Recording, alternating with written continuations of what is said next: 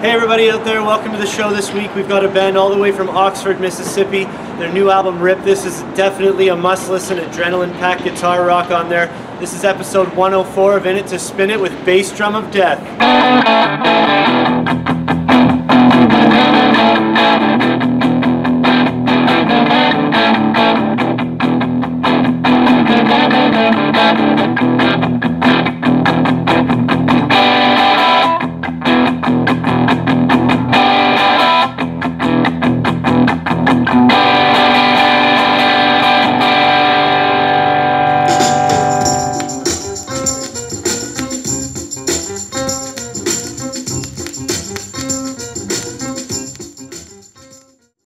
So we'll get into a record here that I got a little bit over a month ago from Volar Records.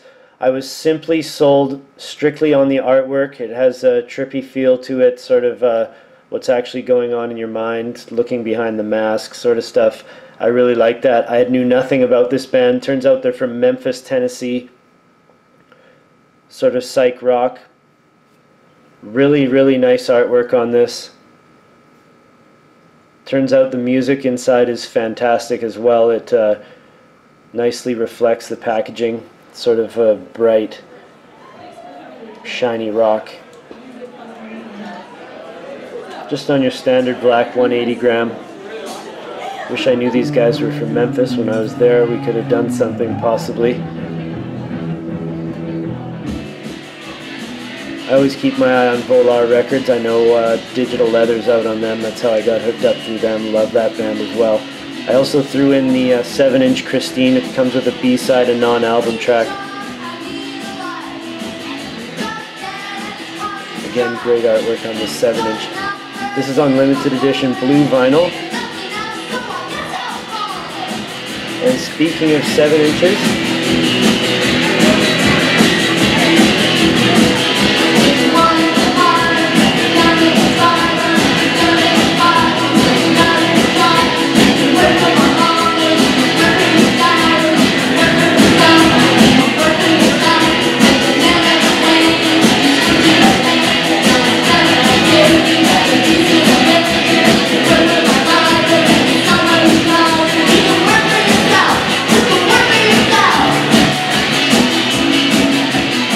the new Courtneys 7-inch Lost Boys available for the first time on vinyls out on Hockey Dad Records.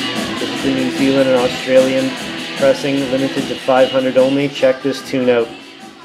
So we caught up with the guys from Bass Drum at the Fox Cabaret here in Vancouver. They were smack dab in the middle of 5 straight nights of touring. See what they had to say.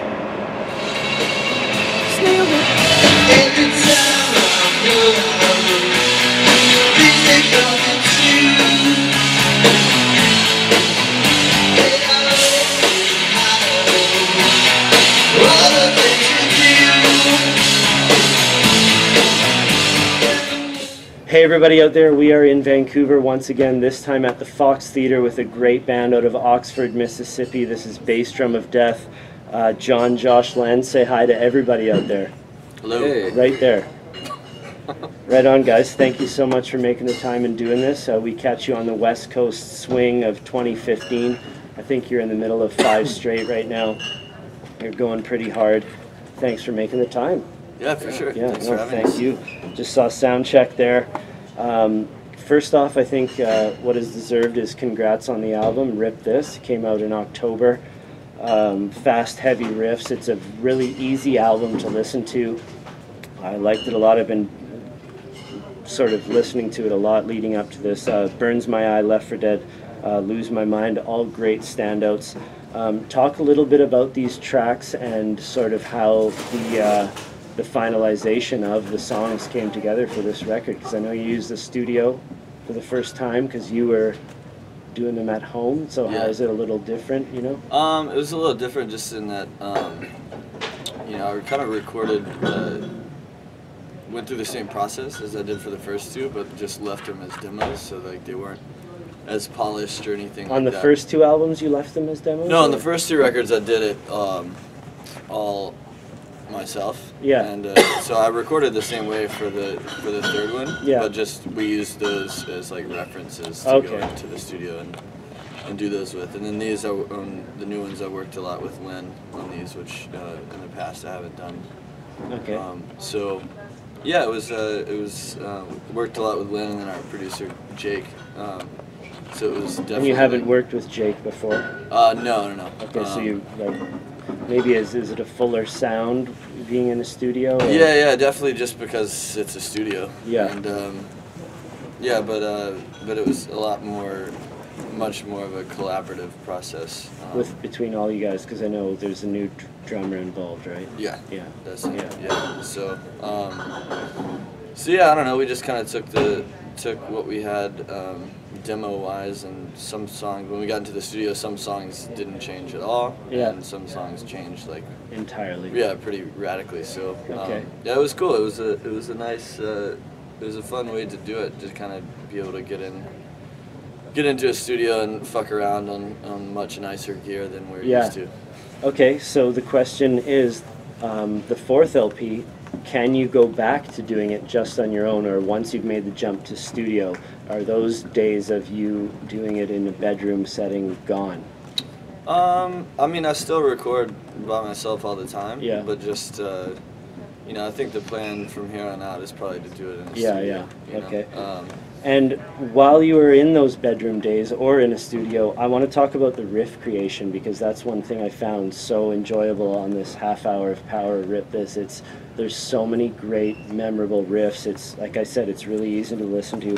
So when you guys are creating these riffs, I don't know if it's a collaborative thing like you just said, or are you just in a place alone trying these things out, experimenting with what works, and then hammering it out into a riff that will remain forever, or how does that happen for you, the riffs?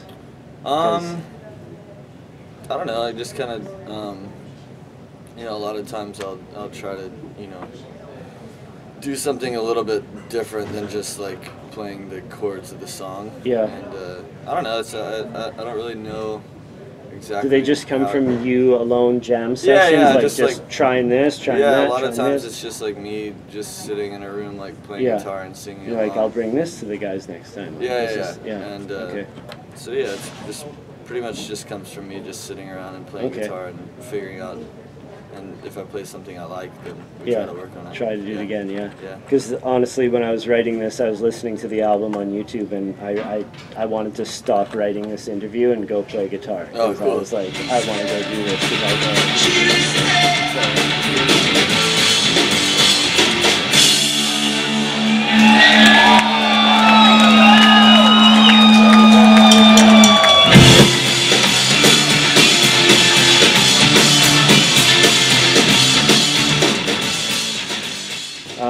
As stated, your third LP came out. I want to talk about the release of it. So it's your third album. Let's talk about the actual day of release. Like, how are you guys feeling? What are you doing the night before this work that you've toiled on goes public? Are you apprehensive? Are there nerves involved with releasing this stuff to the public? Not really. It was kind of where we were. We were in Boston and we were going to New York. Yeah. So, yeah, it was kind of like a. I don't know. It's one of those things where you're just like glad it's out. Yeah. But also. Yeah, I guess because you've been working on it so long. but also it's one of those things where you're kind of, you know, at that point, at least for me, like I was just kind of like tired of listening to it. Yeah, Because you listen to it so much, like through the recording and mixing process, and like you have to listen really hard and stuff like that. So like, no, it was cool. It was just kind of like a.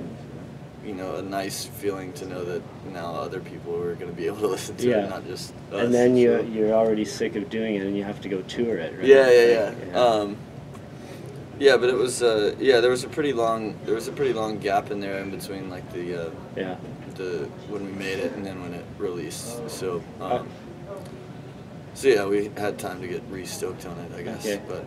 Are there any nerves involved with like reviews from Pitchfork or Needle Drop or anything like that? Is there any worry? Like, are you just putting it out for the love of what you guys are doing? Or are you? Yeah, I mean, I think they're used to be. I used to get really like, you know, sort of like nervous about stuff like that. But now it's just like, you know, and now I just kind of don't care. Yeah, you know, like another day putting it out. It's one of those things that Yeah. it's like, I don't know, if you, the worst thing to do, in my opinion, is to make music like, Yeah. with the, Trying to pander to just viewer, trying blah, blah, to, blah. yeah, but Okay, well, I want to take a second to link one of my favorite tracks, Lose My Mind. We can put that up here. Black Don't Glow is another great song off this. I want to tell you guys about something cool that happened while I was researching this interview. My wife and I, before this show even started, we would always, if we had a day off, we would just pick a show at random, look through all the venues. We're going to go to that with no prior knowledge of the band. This particular band, we've been waiting for a long time to come back to Vancouver, and they have not come back in a while, but this is the band. oh yeah, Yeah. I play drums on this EP. yeah. Awesome. So, for everybody viewing out there, this is Young Buffalo, and I thought there should Yeah. be some brotherly love in this Little bro, episode. So, yeah. let us know what the relationship is, Bass Drum of Death to Young Buffalo. Well, Jem, the main, I guess, one of the two main dudes in Young Buffalo is my little brother. Yeah, because there are two definitely main guys, because Yeah, Jem they and can Ben. both play lead, solo, and sing. Yeah. We were just floored by the talent in this band. Yeah, And I actually got one of them to sign it in there if you open it they're up. both good drummers. Yarmouth is there. Yeah. Yeah. Oh, Ben's signature's in here. Yeah. Love these guys, Um, man. Like, I've been waiting so long, and when I Yeah. found out that you were brothers, it was crazy. So, Yeah. how did you guys not end up playing in a band together? Is there any Young Buffalo news? They've got a new record coming out. When, in March? Is that right? Yeah. Yeah, soon. Yeah, I think that their first LP is coming out in March, and I'm sure that they'll be touring Okay. around that. Yeah, they should get back to Vancouver.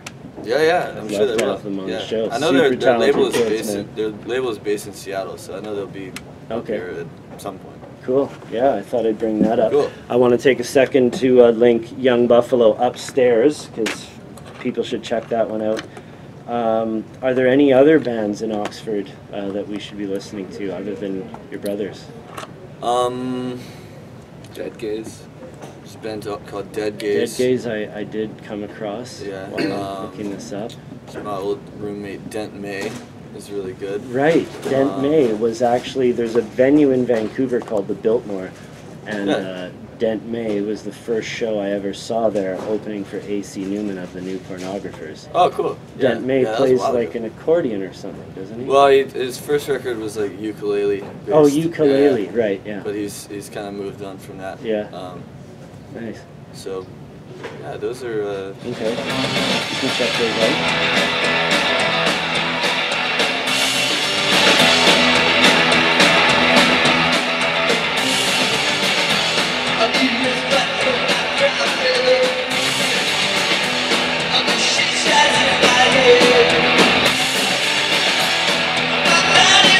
Okay, cool, guys. Well, thank you very much again for setting aside the time, and I hope it goes off tonight. So, Thanks. you yeah. guys got records for sale? Because I definitely Yes, want to yeah. get one. Yeah. Get it signed by you guys. So, We got them. thanks so much for doing it. Yeah, and, thanks, Yeah, thank you, man. Good to meet you guys. Thanks. Thank Yeah. you. Cheers. Good to meet you. Thanks, guys.